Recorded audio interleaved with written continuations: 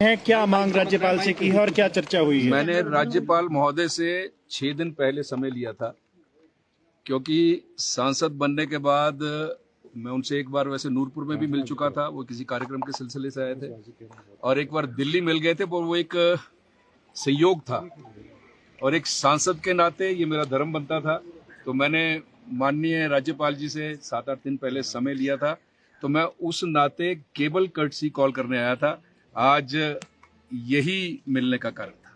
लेकिन जिस तरह का अभी लेटेस्ट जो पॉलिटिकल डेवलपमेंट हुआ है, हमारी पार्टी निर्णय करेगी, हमारा प्रदेश का नेतृत्व निर्णय करेगा, हमारा केंद्रीय नेतृत्व निर्णय करेगा, क्योंकि माननीय नेता प्रतिपक्ष चुनाव के सिलसिले में महाराष्ट्र में है, प्रदेश अध्यक्ष माननीय राजीव बिंदल जी महाराष्ट्र में है। मैं केवल संयोगवश आज समय था मेरा तय किया गया था, उसके नाते यहाँ आया हूँ। और आपका दूसरा जो प्रश्न है, इस विषय में कोई चर्चा नहीं हुई है महामहिम से। दूसरा विषय जो आपने रखा है कि ये जो कल का घटनाक्रम हुआ है, इस घटनाक्रम में मैं माननीय न्यायालय का कोटि कोटि धन्यवाद करता हूं, क्योंकि जिस दिन से सीपीएस बने थे, हमारे नेता प्रतिपक्ष, हमारी पार्टी के प्रदेश अध्यक्ष और हम सब लोग जो पार्टी के वरिष्ठ कार्यकर्ता थे, समय समय पर सरकार को चेताते रहे, क्योंकि ये अनकॉन्स्टिट्यूशनल है, ये ठीक नहीं है। कई चीजों का हवाला दिया था, लेकिन माननीय मुख्यमंत्री जी ने उसकी नियुक्ति की थी, तो उस नाते बहुत अधिक चेताने के बावजूद भी जब सरकार के सिर से जू नहीं रहेंगी, तो फिर माननीय न्यायालय में कुछ लोग गए थे, तो उसका कल निर्णय हुआ है। इसमें दूध का दूध, पानी का पानी हो गया है, और एक ऐतिहासिक निर्णय है, क्योंकि हमने ये हवाला भी दिया था कि गुवाहाटी हाई कोर्ट ने निर्णय किया था, माननीय सुप्रीम कोर्ट ने इसको सेट असाइड किया था, और कल के निर्णय में आपको याद होगा कि आपने देखा होगा, निर्णय पढ़ा हो तो 2006 का जो कानून था सीपीएस बनाने का, उसको निरस्त कर दिया माननीय न्यायालय ने। और पॉइंट नंबर 50 अगर आप देखें, उसमें कहा गया है कि ये जो नियुक्ति है इट इज अनकॉन्स्टिट्यूशनल। तो कल का जो निर्णय है, ये निर्णय ऐतिहासिक निर्णय है, और मुझे लगता है कि इसकी गूंज बहुत दूर तक जाएगी आने वाले समय में। मुझे केवल यही कहना। राजीव जी, आप कह रहे हैं कि आपकी राज्यपाल से जो मुलाकात है वो इत्तेफाकन है, परंतु अगर हम आपके साथ चेहरों को देखें तो भाजपा के उपाध्यक्ष आपके साथ हैं, भाजपा के मीडिया प्रभारी आपके साथ हैं, प्रदेश के प्रवक्ता आपके साथ हैं, कर्टसी कॉल आपकी हो सकती है, भाजपा के विभिन्न दायित्वों के नेता भी आपके साथ हैं। हम लोग ना एक परिवार के सदस्य हैं। जब मैं कल नूरपुर से माननीय राज्यपाल से मिलने चला, तो मुझे लगा कि अकेले राज्यपाल महोदय से मिलना अच्छा नहीं है, तो जो हमारे नेता यहाँ उपलब्ध थे, मैंने सबसे टेलीफोन पे मिला, बात की, मैंने प्रार्थना की। डॉक्टर राजीव सहजल थे, मैंने कहा जी चलिए, राज्यपाल महोदय से पहली बार मिलना है, आप भी साथ चलिए। संजीव कटवाल जी हमीरपुर से मेरे साथ आए, मैंने कहा आप भी साथ चलिए। कमल जी, बरागटा जी और बाकी सभी जो वरिष्ठ नेता हैं, एक अच्छा लगता है, परिवार के सदस्य हैं, सब लोग इकट्ठे मिले, और कोई कारण नहीं। राजीव जी, आपने जो कल का वर्डिक्ट है उसके कॉलम 50 का रेफरेंस दिया है। अकॉर्डिंग टू दैट, जो उसमें जो हिमाचल प्रदेश का एक्ट है, रिमूवल ऑफ डिस्क्वालिफिकेशन, उसमें जो सेक्शन 3D है जो उनको प्रोटेक्शन करता है, that has been declared unconstitutional. क्या आपको लगता है उनकी सदस्यता भी जा सकती है? Will BJP work on this ground as well? देखिए, मैंने पहले कहा कि इसके लिए मैं अधिकृत नहीं हूं, हमारे वरिष्ठ नेतृत्व इस समय प्रदेश से बाहर है, और माननीय जयराम ठाकुर जी, माननीय राजीव बिंदल जी और अन्य सभी वरिष्ठ नेता इस समय महाराष्ट्र, झारखंड में चुनाव के सिलसिले से बाहर हैं।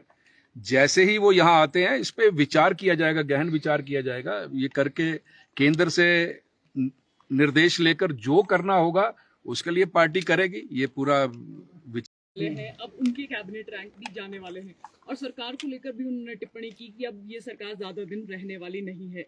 उनके इस बयान से आप कितना सरोकार रखते हैं? देखिए आगे क्या हो, और जनता अब देख रही है, जनता बहुत जागरूक है। आपने कहा कि हर घर में 18 साल से ऊपर जितनी हमारी माताएं, बहनें, बेटियां हैं, उनको महीने का 1500 रुपया दिया जाएगा। अगर 4 हैं तो 6000 रुपया पर मंथ दिया जाएगा। और आज क्या स्थिति है, मुझे बोलने की आवश्यकता नहीं है। अब सारा मामला पंचायत के ऊपर फेंक दिया। और मैं परफॉर्मा देख रहा था, जो मैंने 4-5 दिन पहले वो परफॉर्मा मंगवाया, जो उन्होंने एलिजिबिलिटी रखी है 1500 रुपया मिलने की, उसको यदि देख लिया जाए तो मुझे लगता है कि 5% महिलाओं को भी उसका लाभ नहीं मिलेगा। जबकि वीडियोस वायरल है, आपने देखे होंगे, सब वीडियोस वायरल है, बड़े बड़े नेताओं के वीडियोस हैं। उन्होंने कहा था कि 1 है तो 1500, 2 है तो 3000, 3 है तो 4500, 4 है जो 6000 रुपया महीना दिया जाएगा हर महिला को। 22 लाख महिलाएं हैं पूरे हिमाचल प्रदेश में। अब देखिए क्या करते हैं, जनता इंतजार कर रही है। आपने कहा हर वर्ष 1 लाख नौकरी दी जाएगी।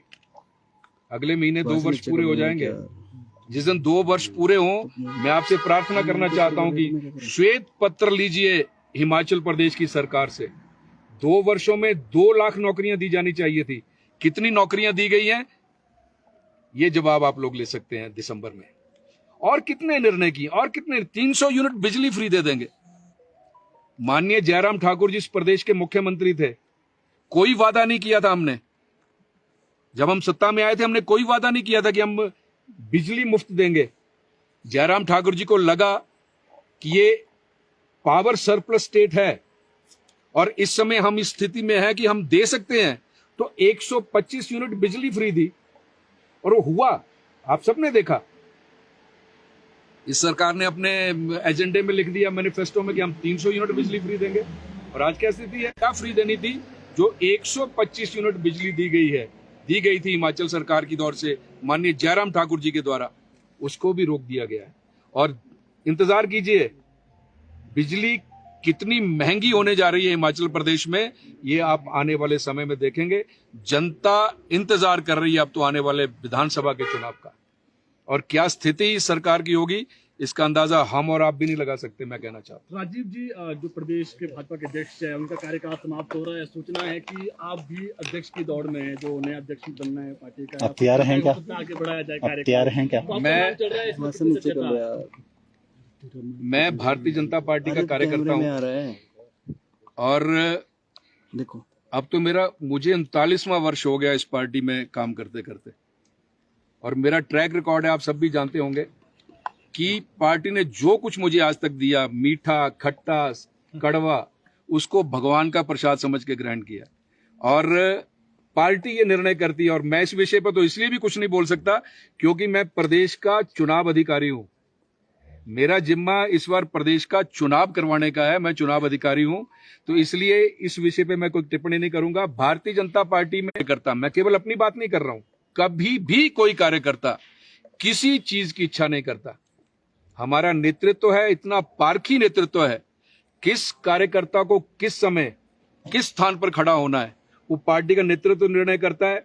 मुझ जैसे एक छोटे से कार्यकर्ता को कांगड़ा, चंबा पार्लियामेंट्री का सांसद बनाकर दिल्ली भेज दिया। मेरे लिए तो इतना बड़ा काम है ये करने के लिए। इसके लिए मैं आप सब चैनल्स के माध्यम से अपने केंद्र के नेतृत्व का और प्रदेश के नेतृत्व का कोटि कोटि धन्यवाद करता हूं, कोटि कोटि प्रणाम करता हूं। और वो जो मतदाता हैं और जो हमारे कार्यकर्ता हैं जिन्हें मैं अपना भगवान मानता हूं, वो मेरे अथक मेहनत से एक छोटा सा कार्यकर्ता दिल्ली चला गया सांसद बनके। इससे बड़ा मुझे और क्या चाहिए? मेरे लिए करने के लिए बहुत बड़ा काम है और पार्टी ने एक बहुत बड़ा जिम्मा मुझे अब संगठन में चुनाव अधिकारी के रूप में दिया है। इसके लिए भी मैं उनका कोटि कोटि धन्यवाद करता हूं।